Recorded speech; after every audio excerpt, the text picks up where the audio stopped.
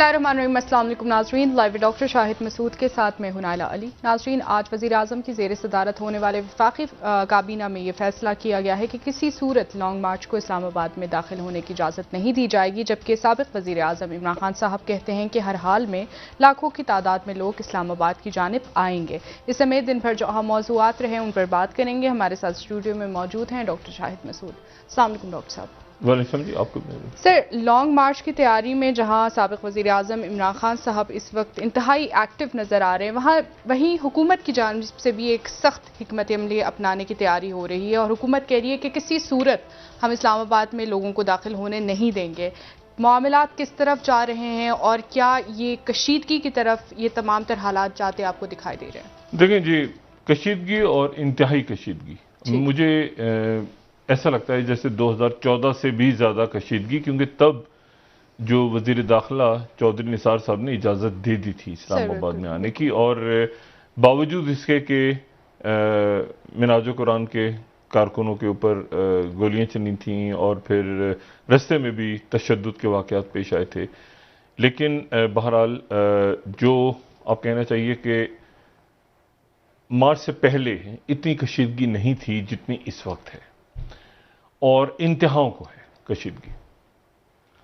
और हुकूमत ने पहले ये बात हुई थी कि शायद श्रीनगर हाईवे के ऊपर इजाज़त दे दी जाएगी, लेकिन अब जो है वो उन्होंने कहा है कि सिरे से कोई लॉन्ग मार्च नहीं होगा और किसी सूरत यहाँ पर कोई इजाज़त नहीं दी जाएगी, कोई धरना नहीं होगा, कोई एहतजाज नहीं होगा, कुछ भी नहीं होगा, जिसके ऊपर Islamabad high court bar association की पिटीशन कल सुबह लगी है सुप्रीम कोर्ट में। और इस बात के इम्कानात जो माहिर कानून है मुख्तलिफ और वकला रहनुमा, वो कह रहे हैं कि कल सुप्रीम कोर्ट इजाज़त दे सकती है कि यहाँ पर इस्लामाबाद में जो है वो एहतजाज हो, कोई जगह दे दें या जो भी। लेकिन उससे पहले गुजरे 24 घंटों के दौरान हमने देखा कि कशीदगी अरूज पे गई।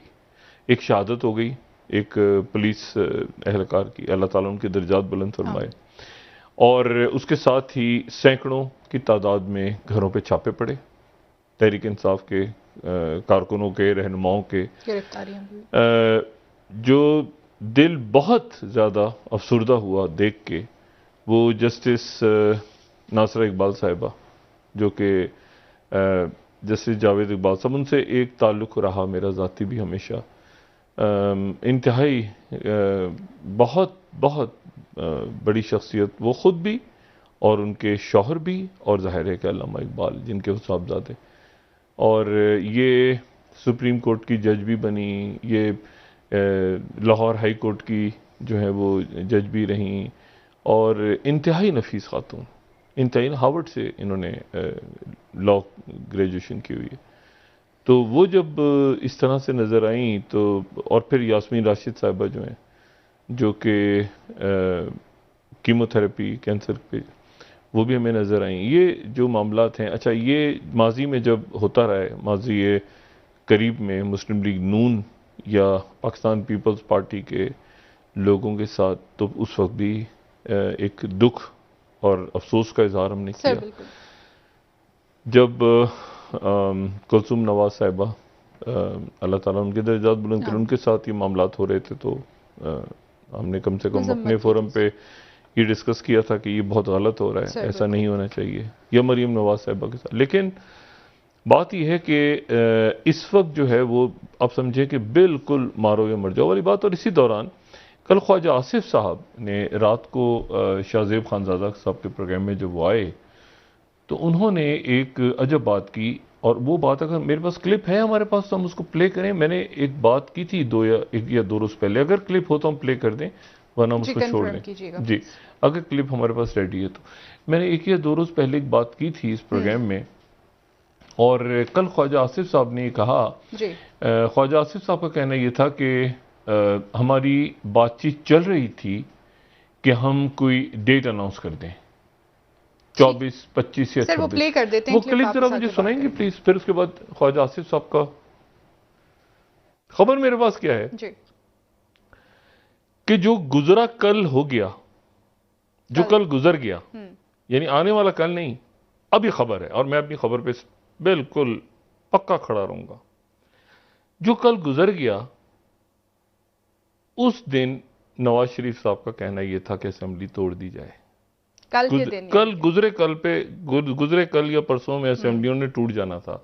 नवाज शरीफ साहब की तरफ से ये डेट्स थी। मैं बिल्कुल अपनी खबर पे ये जो इनकी मुस्लिम लीग नून के चंद अहम वज़रा से मेरी बात हुई, वज़रा, और उन्होंने कहा कि हाँ डॉक्टर साहब, ये मियाँ साहब कह रहे थे कि ये इसको मुकाओ, जल्दी मुकाओ, इसको जितनी जल्दी इसको मुकाओ, और अभी इमरान खान की तारीख वारीख आगे पीछे उसको साइड पे करके और इसको इससे जान छुड़ाओ असेंबलियों से। देखिए, अगर हम कल चले जाते, हम 24, 25 या 26 को हमारे जाने का ख्याल था, तो वो नथी हो जाता इनके धरने के साथ, तो एक दबाव था ही, और ये सूनर और लेटर फैसला जो है होना था। लेकिन मैं बिल्कुल तायीद करता हूँ कि हमने एक स्टेज पे ये फैसला ज़रूर किया था कि हम मुश्किल फैसले जो हैं वो जिससे आवाम को जो है दिक्कत पैदा हो, आवाम की मुश्किलात में इजाफा हो, हम वो फैसले नहीं करेंगे, और ये पॉलिटिकल जो है उससे जो डैमेज होगा उससे भी बचेंगे, और जो है हम फौरी तौर पे 2, 4, 5, 10 दिन के अंदर जो है हम डिसॉल्व कर देंगे सब। सर, क्या वजूहात बनी जिसके बाद डिसॉल्व भी किया गया? मैं आपको बिल्कुल ये बात मैंने उस दिन भी कही थी, मैं दोबारा कह रहा हूँ। मुस्लिम लीग नून की क़यादत, नवाज शरीफ साहब ये बात तय कर चुके थे कि असेंबलीज में डिसॉल्व हो जाना है। ये कल रात को शाहजेब खानजादा के प्रोग्राम में जो है ये बात की है ख्वाजा आसिफ साहब ने, और ये हुआ ये कि दरमियान, अच्छा, ये शाह महमूद कुरैशी साहब ने भी आज सुबह इस बात को दोहराया कि हाँ ये मामला चल रहे थे कहीं कि वो असेंबलियाँ तोड़ देंगे, लेकिन खान साहब ने तारीख का ऐलान कर दिया। शायद अभी हमारे साथ अगर कोई मेहमान आते हैं तो हम उनसे ये ज़्यादा पूछ सकें, कोई तहरीक इंसाफ की कोई मरकज़ी क़यादत अगर हमारे पास आती है, कोई उनके मरकज़ी कायद हमारे पास आते हैं, तो हम उनसे पूछ सकते हैं कि क्या कोई ऐसा मामला चल रहा था जिस पे खान साहब ने मुल्तान में अनाउंस नहीं किया, और खान साहब गए पेशावर, लेकिन फिर खान साहब को वो कॉल किसकी आई, किसकी नहीं कॉल आई, कोई दरमियान में ऐसा रोल कोई प्ले कर रहा था कि ये मामला टल जाए। यानी हुकूमत जो है वो यानी आप देखें ना कि ख्वाजा आसिफ साहब कह रहे हैं कि हम तोड़ देते हैं असेंबलियाँ, ये डिसाइड हो गया था 25, 24, 25, 26 को, इन्हीं तारीखों को, लेकिन इमरान खान साहब ने अनाउंस कर दिया। अब मसला ये है कि यहाँ पर वो कह रहे हैं कि हमने एहतजाज होने ही नहीं देना। अच्छा, ये बड़ी अजीब सी बात है, क्योंकि इससे पहले इसी साल यानी 2022 में ही तो पीपल्स पार्टी का भी हुआ है सर, इससे पहले इसी साल जो है वो मरीम नवाज साहब और पीडीएम का भी हुआ है। फवाद चौधरी साहब से बात करते हैं। फवाद चौधरी साहब, अस्सलाम वालेकुम। जी अस्सलाम वालेकुम।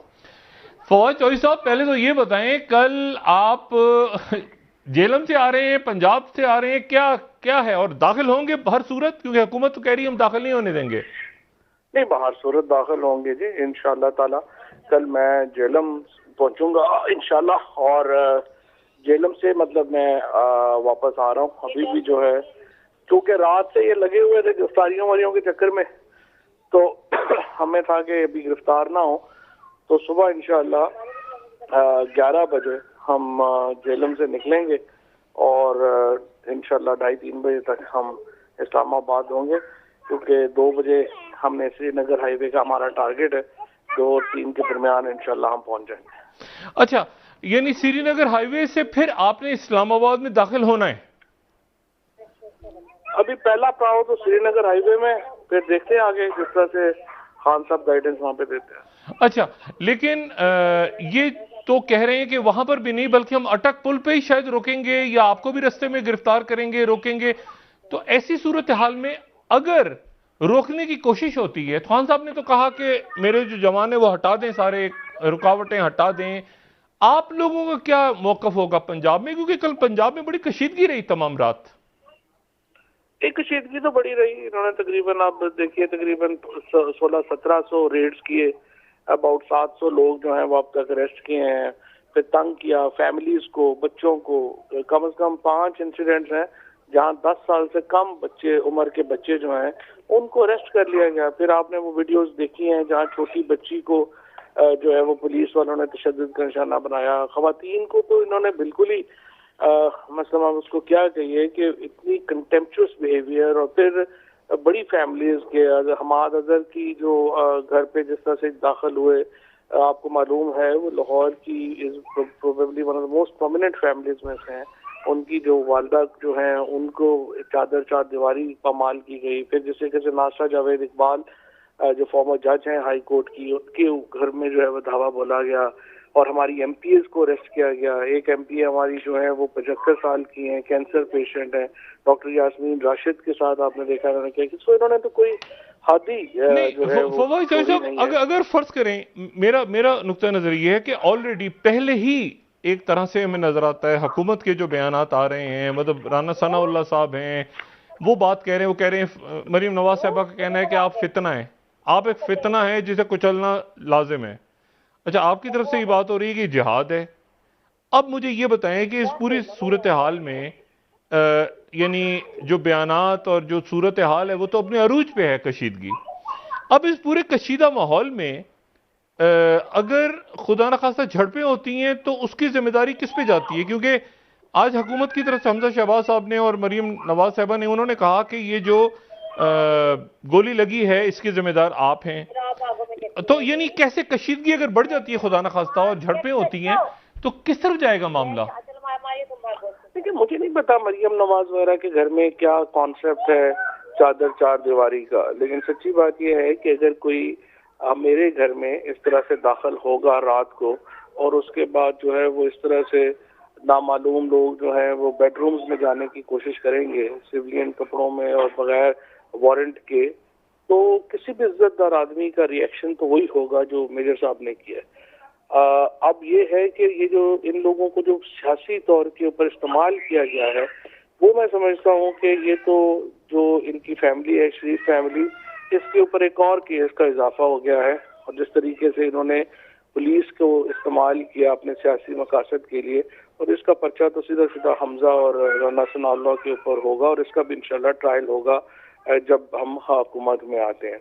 अब तीसरी बात यह है कि ये कल क्या होगा, जिस तरफ आपने इशारा किया, यही काम होता है इदारों के। और सुप्रीम कोर्ट अगर उस दिन रूलिंग और इसको जब केस सुन रही थी, इलेक्शंस की तरफ चले जाते, Pakistan absolutely would have been a normal country बनाओ।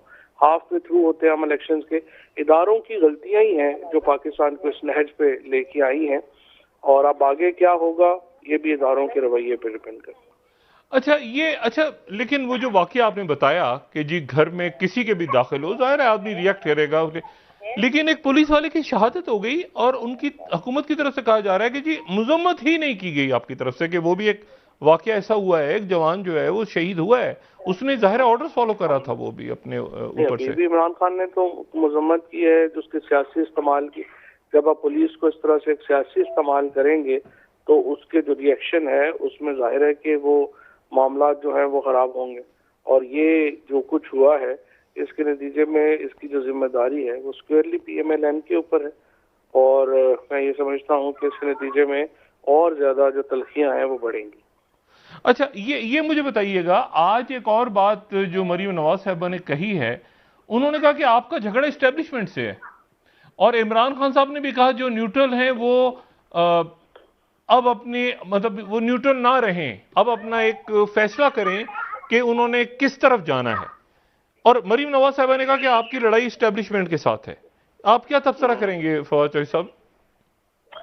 देखिए जी, पाकिस्तान के अंदर एस्टेब्लिशमेंट का एक रोल है, और उससे आंखें बंद कर लें तो एक ज्यादा बात है, लेकिन हकीकत यह है कि एस्टेब्लिशमेंट के पास को मौके मिले हैं चीजें बेहतर करने के, और वो बेहतर नहीं हुई। और अगर पाकिस्तान में जो हालात जा रहे हैं उसमें जिस तरह की जो तलखियां हैं एस्टेब्लिशमेंट चाहती तो ये मामला इस नहज पे नहीं जाते। और अब भी मैं समझता हूँ कि जो रोल है उनका कल स्पेशली वो डिटरमिन करेगा कि पाकिस्तान का जो फ्यूचर है वो क्या होगा। फवाद चौधरी साहब ये बताइएगा कि ये जीरो सम गेम है, यानी आप अगर यहाँ आते, अच्छा उनका कहना यह है कि जी चूंकि ताहिर कादरी साहब नहीं है, थोड़े से लोग होंगे, एग्जॉस्ट हो जाएंगे आप लोग इस तरह करके, तो ये जीरो सम गेम है, नहीं आपको बाहर सूरत तारीख वापस लेके जानी है, व्हाट मे कम। देखिए जी, जब इतना, पहली बात तो ये है कि ये क्राउड वो नहीं है जो पिछली दफा था। पिछली दफा तो क्राउड पार्टी ने इकट्ठा किया था। इस दफा तो सिर्फ पार्टी जो है या इमरान खान तो क़यादत दे रहे हैं, लोग तो खुद निकल रहे हैं। और ये बहुत बड़ा क्राउड होगा, लाखों का क्राउड होगा। इतना बड़ा मजमा पाकिस्तान में कभी इस तारीख से पहले जो है वो आया नहीं होगा। सो ये एक डायनामिक्स इसके बिल्कुल मुख्तलिफ है पिछले से। अब देखना ये है कि ये मामले को पाकिस्तान में गली मोहल्लों तक ये लड़ाई लेके जाना चाहते हैं या मामले को सुलझाना चाहते हैं, ये सवाल है। अच्छा, गली मोहल्लों तक ये लड़ाई जा सकती है, आपको लगता है? ये बिल्कुल जा सकती है, जिस तरह से हुकूमत कर रही है। अगर आप देखें, आपने 2000 के करीब जो है वो रेड्स कर ली, आपने लोगों को अरेस्ट कर लिया, लोगों की बहुओं बेटियों का आपने इज्जत जो है वो उसका ख्याल नहीं किया, तो यकीनन लड़ाई और तलखियां बढ़ेंगी, तलखियां तो बढ़ेंगी। अच्छा, और यानी ये भी हो सकता है कि यहाँ जो वाकयात पेश आए इस्लामाबाद में या पंजाब में या केपी में, उनका जो असर है वो कराची, सिंध या मुल्क के दीगर हिस्सों में भी फैल जाए? देखिए ना, होगा तो सही हो, तो जब आप करेंगे तो अपना ये तो मामला तो खराब हो। अच्छा, और आप इस्टेब्लिशमेंट से क्या तवक्को रखते हैं कि वो न्यूट्रल रहें? मतलब एक तो ये बात है ना कि खान साहब ने कहा था कि न्यूट्रल ही रहें, अभी अच्छा है कि न्यूट्रल रहें, परसों ये बात, अब उन्होंने कहा है कि वो न्यूट्रल ना रहें। तो मतलब आप क्या एक्सपेक्ट करते हैं कि वो न्यूट्रल रहें? तो आप हुकूमत से दो दो हाथ करेंगे सियासी तौर पे, या ये है कि इसमें इस्टेब्लिशमेंट भी सकिन हो जाए कि भाई इस्लामाबाद है, बाकी फिर किधर जाएगा मामला? सियासी तजिया पूछ रहा हूँ आपका फवाद चौधरी साहब। एस्टैब्लिशमेंट तो न्यूट्रल हो जाए तो हुकूमत कैसे बरकरार रहेगी? मुझे आप बताइए। इस वक्त 173 नंबर है शहबाज शरीफ के पास, और वो सारा चूचू का मुरब्बा है। आज एस्टैब्लिशमेंट न्यूट्रल हो जाए तो उनकी तो गिनती खत्म हो जाएगी, तो गवर्नमेंट तो कल गिर पड़ेगी। इस वक्त तो एक मेंबर की जो बर्तरी है उसके ऊपर ये हुकूमत खड़ी है, और जो हालात हैं उनमें तो ये नहीं है अपना सस्टेन कर सकते। तो अगर एस्टैब्लिशमेंट न्यूट्रल हो जाए तो ये तो हुकूमत जो है वो 24 घंटे भी नहीं रह सकते। तो आपको लगता है एस्टैब्लिशमेंट न्यूट्रल नहीं है इस वक्त? देखिए, जिस तरीके से ये हुकूमत खड़ी है उसमें देखा जाए तो फिर तो ये अभी हमें इसका सबूत देना होगा एस्टैब्लिशमेंट को कि वो न्यूट्रल है, क्योंकि इस हुकूमत के खड़े रहने की सूरत ही सिर्फ एक है, एस्टैब्लिशमेंट इनके साथ। अच्छा, और लॉ एंड ऑर्डर के अंदर आप तो खुद रहे हैं सिस्टम में, हुकूमत में, पहले गालिबन पुलिस होती है, फिर रेंजर्स, और आखिर में आर्मी। आर्मी कोशिश करती है कि इन्वॉल्व ना हो, वो ज़ाहिर एहसास से मारते हैं और बाकी। आपको लगता है कि आर्मी इसमें इन्वॉल्व नहीं होगी गालिबन लॉ एंड ऑर्डर के अंदर? बज़ाहिर है मेरा जो तासुर है। देखिए जी, इस वक्त जो नोइंग सिचुएशन, आर्मी का और पीटीआई का रिश्ता बड़ा मजबूत है। ये जो आर्मी है ये मिडिल क्लास का सबसे ऑर्गेनाइज्ड ग्रुप है, और पीटीआई मिडिल क्लास की सबसे बड़ी सियासी जमात है। अब ये दोनों जो कॉम्बिनेशन है उसमें बड़ा मुश्किल हो जाता है फौज के लिए कि वो इस तरह से मिडिल क्लास के ऊपर जो है और मिडिल क्लास की सियासी जमात के खिलाफ एक पूरा एक्शन ले। मसलन मेरा हल्का जो है वो तो 100% फौजियों का हल्का है। हमारे तो मेरे तो सारे सिपाही हैं जो कि वोटर है, और जो वहाँ पे माहौल है उसमें कोई फौजी नहीं है जो कि इस वक्त पीटीआई के साथ ना हो। तो पीटीआई की फौज के अंदर एक बहुत बड़ी हमायत है।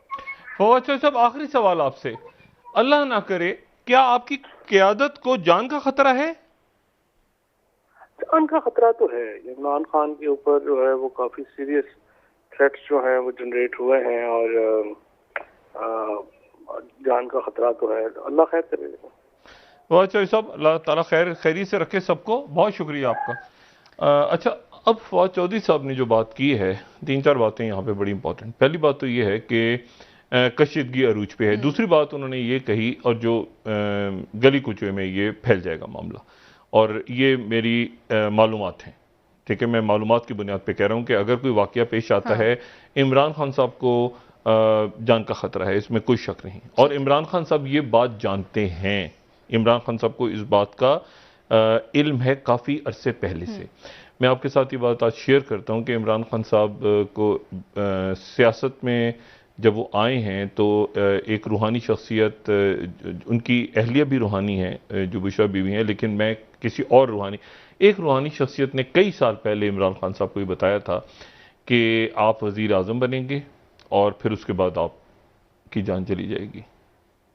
अच्छा, ये एक रूहानी शख्सियत ने बताया था इमरान खान साहब को, और मैं उस बात को ज़्यादा डिस्कस नहीं करना चाह रहा, लेकिन ये बताया था और इमरान खान साहब ने उस पर बड़ा सीरियसली उसको सुना, और बल्कि जब ये उनसे फिर मेरे ख्याल से रब्ता मुनक़ता हो गया इमरान खान साहब का। लेकिन जब इमरान खान साहब वज़ीर आज़म बने तो इमरान खान साहब ने ये बात चूँकि किसी और शख्सियत से कही थी कि मुझे किसी पीर साहब ने बताया है या किसी रूहानी शख्सियत ने बताया, तो वो जो शख्सियत थी उन्होंने काफ़ी इस पर यानी एक तरह से अफसोस का इज़हार किया था कि तुम क्यों बने वज़ीर आज़म, यानी एक और शख्सियत जो है जिनका ताल्लुक पाकिस्तान से नहीं, पाकिस्तान से बाहर से, तो उन्होंने इमरान खान साहब से कहा था कि तुम क्यों बने वज़ीर आज़म, क्योंकि तुम इसके बाद तो तुमने जो मुझे बात कही थी, शेयर की थी, तो अल्लाह ताला बहरहाल खैर करे। लेकिन इमरान खान साहब को ये एक रूहानी शख्सियत ने कई बरस पहले ये कहा था। अच्छा, अब मसला ये है कि इमरान खान साहब जो हैं वो तो कशीदगी अरूज पे है।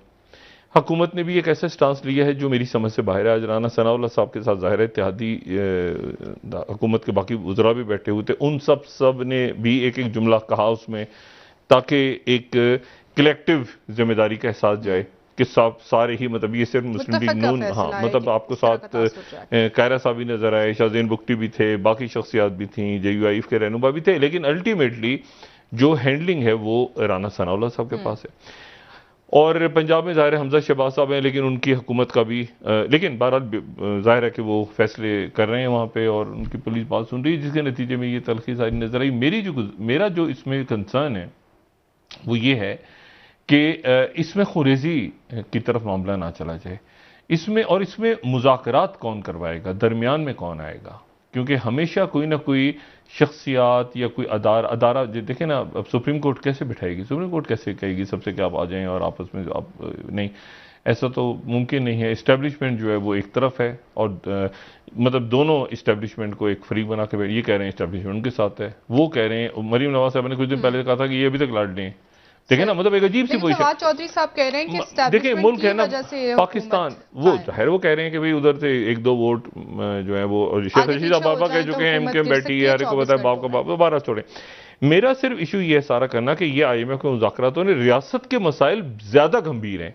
इसमें 5th कॉलम हमेशा मैं जिक्र करता हूं ना, ये स्पेनिश सिविल वॉर हुई थी ना, स्पेनिश सिविल वॉर हुई थी, ये कोई 1934-39 के दौरान, तो उस वक्त वो फ्रैंको वो मैड्रिड के ऊपर कब्जा करने के लिए जा रहा था, तो उसने कहा कि ये 4 कॉलम्स तो मेरे, एक तरफ नेशनलिस्ट थे, एक रिपब्लिकन्स थे, तो उसने कहा कि 4 कॉलम्स तो मेरे, यानी 4 जो कमाने हैं फौज की, वो तो यानी उसके जो भी उसके दस्ते थे, उसने कहा हम तो कब्जा करने जा रहे हैं, लेकिन जो 5th कॉलम है हमारा वो शहर के अंदर मौजूद है। अच्छा, यानी 5th कॉलम, वहां से 5th कॉलम की इस्तेलाह निकली। इन 5th कॉलम ये जो खामोशी से बैठे होते हैं किसी जगह और वो अचानक इधर उधर से हमला होता है तो वो खड़े हो जाते हैं।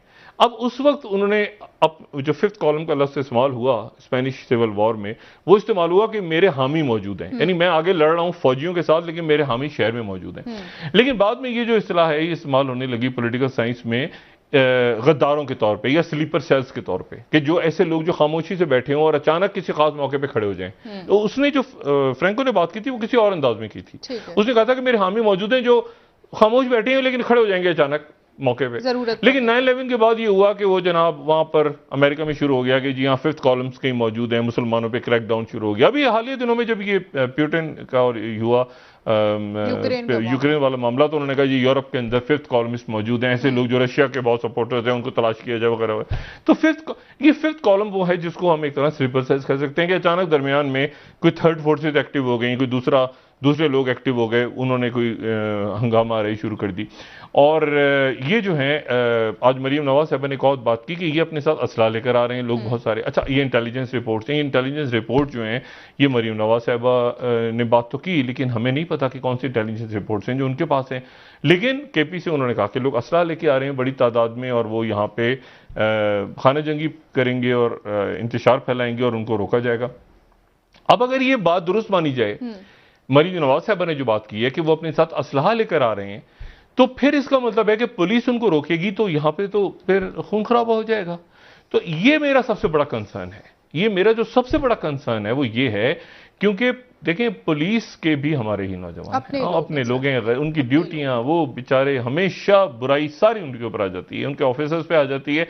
और ऑफिसर से ज्यादा उनके जो उनके एहलकार हैं, जो लो रैंक्स में होते हैं, वो बेचारे वो आगे खड़े, आप सुबह बारिश दोपहर आप देखें वो सड़कों पे खड़े हुए हैं, और जो ऑफिसर्स हैं वो भी परेशान हाल, उनकी ड्यूटियां कैंसिल, इधर उधर।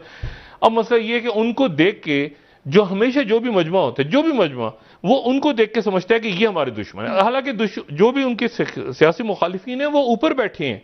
अब उनकी गाड़ी नजर आ गई, किसी शहरी की गाड़ी नजर आ गई, कोई दुकान नजर आ गई, उसको वो जो मॉब है वो समझते, कहते हैं ये हमारे दुश्मन है। हालांकि वो दुकान या ठेला या वो जो पुलिस एहलकार है या वो ब्यूरोक्रेट है या उस तरह का आम आदमी है, वो दुश्मन नहीं है। लेकिन होता यह है कि जो एक मजमा होता है, वो मजमा ये कहता है कि जब तक हम गोली नहीं चलेगी, कोई आग नहीं लगेगी, कोई यहां पे पथराव नहीं होगा, तो खबर नहीं बनेगी। तो वो अच्छा, फिर उससे पहले ही चूंकि माहौल ऐसा बना दिया, ये फर्ज था हुकूमत। मैं, आप यकीन करें, मेरी तवक्को थी कायरा साहब, मेरा ख्याल था शायद कायरा साहब इंतहाई जबरदस्त सियासतदान और कारकुन और एक ठंडे मिजाज के आदमी। मेरा ख्याल ये था कि कायरा साहब और जो उनके साथ अगर एहसन इकबाल साहब होते और उसमें मुसद्दिक मलिक साहब होते, उसमें और इस तरह की शख्सियत और होती हैं हुकूमत की जानिब से, और भी हैं बहुत सारे नाम, लेकिन ज़रा थोड़े से जो है ना ज़रा कूल माइंडेड, उधर से असद उमर साहब होते, बाकी शख्सियात होती, वो सारे ये कहीं से बैठ के मुज़ाकरात करके आगे। लेकिन ये जो बात कही है, जो बात मेरे पास आई है, वो बात ख्वाजा आसिफ साहब ने कही। देखिए असेंबलियाँ टूटने जा रही थीं, असेंबलियां टूटने जा रही थी। इमरान खान साहब ने कहा कि नहीं, एक मिनट है, वो जो कॉल आई दरमियान में, वो जाहिर है ना बताएंगे शाह महमूद कुरैशी, ना कोई और बताएगा। मेरा अपना अंदाजा और खबर कह लें इसको कि वो कॉल ये थी कि इमरान खान साहब को रोक दें, अभी तकरीर का अभी वो डेट अनाउंस ना करें, अभी बातचीत चल रही है।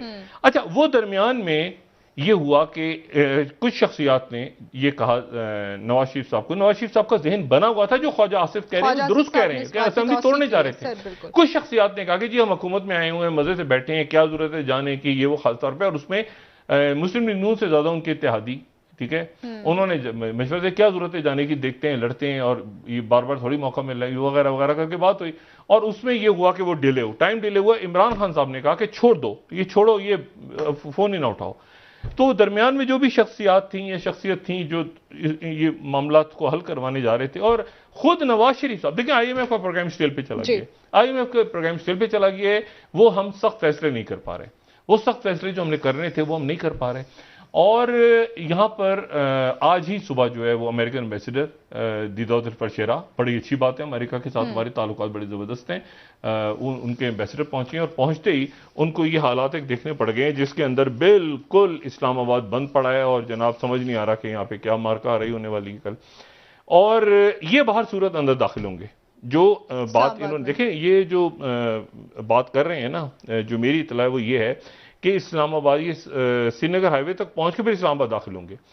अदालत की तरफ से गालिबन हमें नहीं पता कल क्या होता है, अदालत क्या फैसला करती है, लेकिन अदालत एहतजाज से, पुरअमन एहतजाज से रोक नहीं सकती। वो कहेगी कि जी आप इंतजामिया से कहेगी पुरअमन बनाना, यकीन करें पुरअमन हो, ये हो। दोनों सूरतों में ये दाखिल होंगे इमरान खान दोनों सूरतों में दाखिल होंगे। और उन्होंने आगे से क्रेन्स व्रेन्स वो उनके नौजवान उठा लेंगे, पुलिस भी साइड पे हो जाएगी। पुलिस वाले अब अपनी, मेरा नहीं ख्याल कि वो क्योंकि जी मॉरल लॉन वाले वाकई के बाद उन्होंने कहा था कि हमें लिख के ऑर्डर्स दें, क्योंकि हमारे ऑफिसर्स भाग जाते हैं और सियासी हुकूमतें तब्दील हो जाती हैं, हम बीच में मारे जाते हैं। तो आइंदा जो भी, और खासतौर पे जो इमरान खान साहब ने आज बात की ना कि हम याद रखेंगे, हर एक को याद रखेंगे, इसके बाद वो देखें ब्यूरोक्रेसी परेशान हो जाए। उनकी तरफ से ये होता है कि जी आप हमें लिख के ऑर्डर दें, गोली चलानी है तो लिख के दें कि आपने कहा है गोली चलाओ, पकड़ना है तो आप लिख के दें, मार। और लेकिन ये जो हुआ है वाकया कि जिसमें वारंट्स के बगैर वो पुलिस ऑफिसर्स कूदे हैं, छतें घरों में दाखिल हुए हैं, ये एक ऐसा वाकया है जिसकी जितनी मजम्मत की जाए कम है।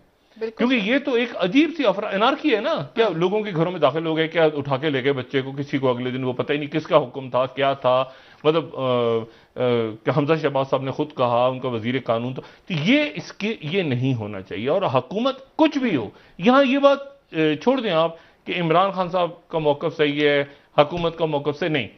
हुकूमत की जिम्मेदारी, कोई खुदा ना खासा वाकया पेश आ गया, हुकूमत के गले पड़ेगा। बिल्कुल पहले ही मईशत गले पड़ी हुई है, पहले ही वो सारे कहते हैं पिछले जो हुकूमत 4.5 साल की उनकी हुकूमत थी, वो कहते हैं सारा इधर मलबा पड़ गया। इसमें अगर कोई वाकया पेश आ गया, ये इसको ठंडा रखना, इसको पुरसकून बनाना, ये हुकूमत का काम है, जो कल नहीं हो पाएगा। सर ब्रेक ले लेते जो कल नहीं हो पाएगा। मुझको अंदेशा इस बात का है कि मुल्क जो है वो किसी बड़ी एनार्की की तरफ जाता नजर आ रहा है, अगर इनका रवैया तब्दील ना हुआ तमाम स्टेक होल्डर्स का। सही होगा। और अवाम पिसेंगे। ब्रेक ले लेते हैं डॉक्टर साहब, नाजरीन वापस आएंगे, सर से मजीद बात करेंगे, हमारे साथ भी।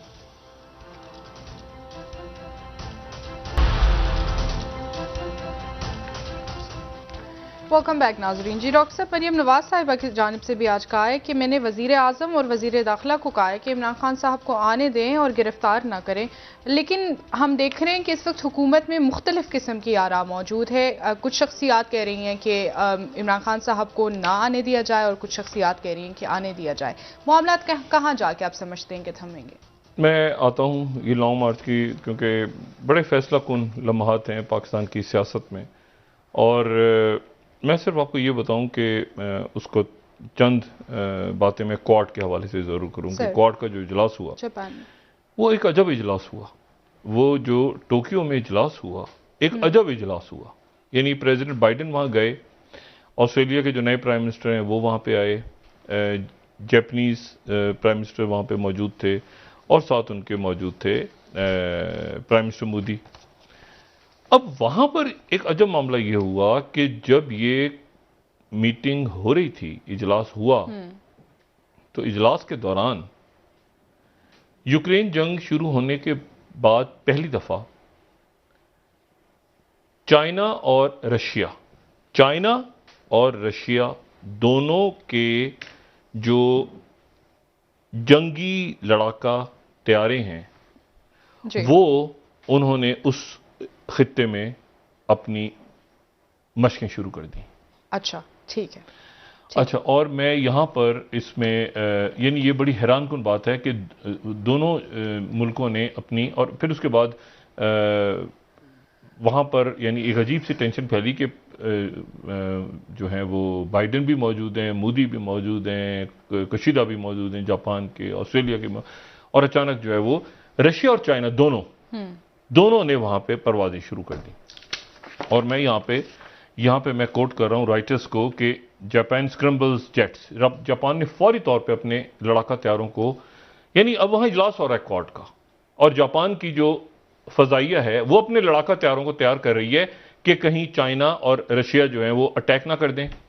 अच्छा, अब मसला ये हुआ कि ये एयरस्पेस के अंदर एंटर नहीं हुए, ये अंदर बाइडेन मौजूद हैं जापान में, और वहां पर ये हुआ है, ठीक है। और जापान अपने जेट प्लेन्स को जो एक्टिव कर रहा है। न्यूयॉर्क टाइम्स लिख रहा है कि Russia and China held military exercise in east Asia is Biden visited. यानी बाइडेन, अब ये देखें किस कदर एक अजीब सूरत हाल है कि बाइडेन मौजूद हैं 4 दीगर लीडर्स के साथ, और चाइना और रशिया ने मिलिट्री एक्सरसाइज शुरू कर दी, और चारों तरफ से, और पानियों में ही, उनके हदूद में नहीं दाखिल हुए, लेकिन भरपूर तैयारों के साथ वहां पे वो उन्होंने एक्सरसाइज शुरू कर दी। अच्छा जी, अब उसका नतीजा क्या निकला कि व्हाइट हाउस की जो स्टेटमेंट आई बाद में, अब ये बड़ी इंटरेस्टिंग बात है, जो छठी हमारी स्लाइड है, व्हाइट हाउस की जो ज्वाइंट स्टेटमेंट आई, क्वाड ज्वाइंट लीडर्स की जो स्टेटमेंट है, उसमें दुनिया भर का जिक्र है। यानी उसमें कोविड का जिक्र है, उसमें स्पेस का जिक्र है, उसमें कोई नई गालिबन कोई मैरीटाइम के हवाले से कोई फोर्सेस बनने जा रही हैं, कोई तिजारती मुआहदे होंगे, कोई ये होगा, कुछ वो होगा, कोई बहुत कुछ होगा। यूक्रेन के अंदर जो इंसानी जो अलमिया जन्म ले रहा है उसका जिक्र हुआ, इंडो पैसिफिक रीजन का पीस स्टेबिलिटी होनी चाहिए, ये होना चाहिए, कॉन्फ्लिक्ट जो है यूक्रेन में उसके ऊपर गया। अगर एक लफ्ज नहीं है, तवील इसको आप चलाते जाएं, पढ़ते जाएं, ये एक पीएचडी की थीसिस लगेगी आपको, ट्रक की बत्ती। लेकिन इसमें अगर जिक्र नहीं है तो ना चाइना का जिक्र है ना रशिया का जिक्र है जी। रशिया का जिक्र भी नहीं है क्योंकि मोदी मौजूद थे, और मोदी जो है उधर जापान भी डर रहा है, उधर कोरल आइलैंड्स के ऊपर रशिया के साथ फटा है जापान का, और मोदी मौजूद है, तेल खरीद रहे हैं, तिजारत कर रहे हैं। तो ना चाइना का जिक्र है और ना जापान का जिक्र है। तो इतना बड़ा क्वाड जो है वो, और उसके नतीजे में फिर अभी थोड़ी देर पहले टॉन्ट किया वॉल स्ट्रीट जर्नल ने कि Quad members have eyes on China, China पे नजरें हैं, no collective comment on Russia. ओ भाई, रशिया के बारे में क्या कमेंट होना है, चाइना के बारे में भी कमेंट नहीं है, बस नजरें हैं चाइना पे। तो ये एक ऐसा अजीबो गरीब किस्म का वहां पे मैसेज दिया है, जिसके नतीजे में मेरा ख्याल है कि प्रेसिडेंट बाइडेन के लिए बड़ा मुश्किल होगा आसियान के मुल्कों को वहां पे, ऑल्दो ये कि उन्होंने एक इकोनॉमिक पैकेज अनाउंस किया बहुत बड़ा, लेकिन मुल्कों को रशिया और चाइना के अगेंस्ट इकट्ठा करना मुश्किल हो जाएगा। और खासतौर पे उस वक्त जब बिल्कुल बाइडेन की प्रेजेंस में रशिया और चाइना अपनी एक्सरसाइज शुरू कर दें जापान के ऊपर ही, जापान के आसपास, जापान इतनी करें कि जापान अपने लड़ाका तैयार उड़ा दे वहां से, सोचें। और जापान में मीटिंग हो रही है। तो ये एक बड़े इंटरेस्टिंग इवेंट्स हो रहे हैं दुनिया में। दुनिया जो है वो बड़े, और इस पूरी सूरत हाल में ये पाकिस्तान में जो मैन मेड क्राइसिस है, ये मैन मेड क्राइसिस देखें, मुझे ये इतना कशीदा मामला, यानी अब देखें ये जो राना सनाउल्लाह साहब की गुफ्तगू है, ये कोई चौधरी साहब की गुफ्तगू तो नहीं थी। जो मरियम नवाज साहिबा की गुफ्तगू है, ये मरियम नवाज साहिबा की गुफ्तगू उस वक्त नवाज शरीफ साहब की गुफ्तगू तो नहीं थी। या जो इस वक्त इमरान खान साहब की गुफ्तगू बहरहाल वैसी ही थी, बल्कि उससे थोड़ी ठंडी है। अगर आप नोट करें 2014 में वो ज्यादा एग्रेसिव थे, और तालुक कादरी साहब तो बहुत ही एग्रेसिव थे, तो फांसी लगा दूंगा पकड़ के। लेकिन मसला ये है कि वो जो है वो बात करने जा रहे हैं कि मैं तो तारीख लेके जाऊंगा वापस। कभी कभी वो तल्ख हो जाते हैं, लेकिन वो तल्खी उनमें नहीं है जो 2014 में थी। हुकूमत में ज्यादा तल्खी, और मुझे इस बात का खतरा है कि जो ज्यादा पावर का यूज हो रहा है ना, पावर कल ज्यादा यूज हुई है। ऐसा लग रहा है जैसे खुदा ना खास्ता कोई पाकिस्तान के ऊपर कोई गैर मुल्की फौजों ने हमला कर दिया है, और इस्लामाबाद बंद पड़ा है, कंटेनर्स हैं सारे लगे हुए हैं, सड़कें बंद हैं, इंटरनेट बंद हो जाएगा, ये करो, मतलब लोगों को डरा धमका के, पता नहीं खुदा जाने लोग डरे सहमे बैठे हैं कि पता नहीं क्या होने वाला है। ये हुकूमत का काम नहीं है। हुकूमत का काम यह है कि लोगों को आराम से, मतलब हुकूमत को इस वक्त चाहिए था, अगर हुकूमत होती कहते कुछ नहीं हो रहा, एक हो रहा है मामला, अपना काम करें, इंटरनेट बंद, रावलपिंडी में तातीलात, मेट्रो बंद, मोटरवे पता नहीं बंद कर रहे हैं, उसके बाद जीटी रोड बंद हो रहा है, कई जगहों पे स्कूल बंद, मरी रोड बंद, पता नहीं क्या, मतलब यहां पे खुदा जी, ये तो मतलब प्रॉपर जंगों की हालत में ऐसा नहीं हुआ इस्लामाबाद जैसे इस वक्त हो गया। तो इतना, और पूरा मुल्क डरा हुआ है कि भाई खुदा जाने क्या हो जाएगा। तो हुकूमत ने जितना इसके ऊपर ओवर रिएक्ट किया है, रात को अचानक सारी रात छापे पड़ रहे हैं, लोग भाग रहे हैं, और उसमें एक शहादत हो गई दरमियान में, सुबह से वो तकारीर हो रही हैं। अब मसला ये हर शख्स नजर आ रहा है सवाए एक शख्स के, शहबाज शरीफ साहब, उनकी तकरीर कहां गई। अच्छा, अब मसला ये है कि उन्होंने वो ज़ाहिर है, क्योंकि शहबाज शरीफ साहब का भी मिजाज जो है वो थोड़ा सा, ये हालात डेवलप हो जाएंगे, सर मुंडाते होले पड़ेंगे, उनको सबने चढ़ा दिया, आगे चढ़ो, आगे जो कोई इशू नहीं, जाओ ना, हम साथ हैं।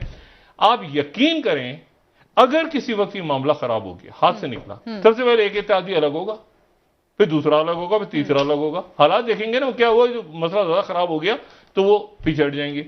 और ये जिसको आज बैलेंस आउट करने की कोशिश की है राना सनाउल्लाह साहब ने काबीना के दीगर अरकान के साथ, लेकिन कायदीन में सिर्फ जो है वो मरियम नवाज साहब आई हैं अभी तक, और तो जरदारी साहब ने तो कोई प्रेस कॉन्फ्रेंस नहीं की ना जी, या आपने कोई भी नहीं की ना। मैं आपसे कह रहा हूं कि ये जो इस्लामाबाद में हो रहा है मामला, इसको कहते हैं हैंडल विद केयर। यहां के पुलिस बहुत एहतियात से काम ले, जो आने वाले लोग हैं वो भी जहन में रखें कि ये हमारे भाई हैं पुलिस वाले, खुदारा ये अस्पताल, ये एम्बुलेंसें, ये गाड़ियां, ये हम जैसे लोग हैं, सरकारी इमलाक, मतलब इनको बिल्कुल निशाना ना बनाए।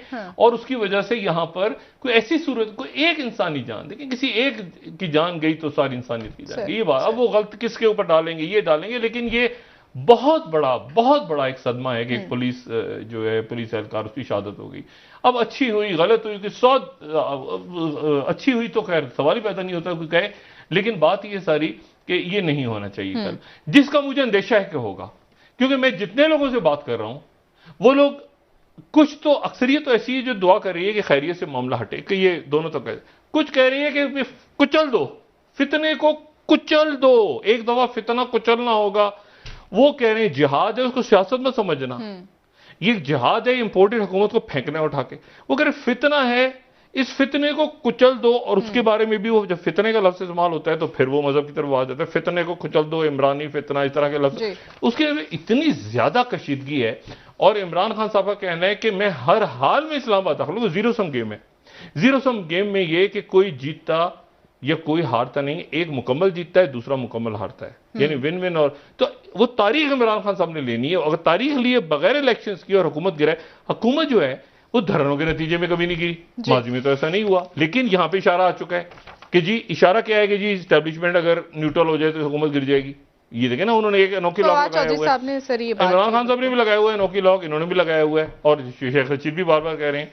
तो मसला ये है कि अब ये बड़ा एक ऐसा इशू है कि जो हमारे सियासी कायदीन को बैठ के निपटाना है, और अगर वो इसको नहीं निपटाएंगे, अगर इस मामलात को ठंडे नहीं करेंगे, तो फिर हालात जो हैं वो इन सब के काबू से बाहर हो जाएंगे और ये माइनस ऑल हो जाएगा, यानी ऑपरेशन जबरदस्त। सही, बहुत शुक्रिया। उससे इनको बचना चाहिए और उस तरफ इनको नहीं जाना चाहिए। लेकिन बज़ाहिर ये खुद चलते, मैं कहता हूं ना, सिस्टम जाएगा तो जाता हुआ नजर आएगा। बिल्कुल सर, आपने कई बार ये बात की, बहुत जाएगा ना। जब अनोखी लॉक लगाओगा ना, चारों ग्रिड लॉक लगाओगा, कौन आगे बढ़े, कौन करे, ईगोस का मसला, तारीख पहले अनाउंस कर देते, IMF के पास जाते नहीं जाते, क्या करते, तो फिर ऐसी सूरत पैदा हो जाती है। अदालतें भी सोच रही हैं, बाकी अदारे भी, क्या करें क्या नहीं करें। करना हमारे सियासतदानों को ही है, हमारे अदारों को ही है, आवाम को ही है, मुल्क सबका है। लेकिन उस पॉइंट ऑफ नो रिटर्न तक जाने से बचें, बड़े नुकसान से जहां पे गली मोहल्लों की जो बात होती है, अल्लाह ना करे गली मोहल्लों में मामला जाए।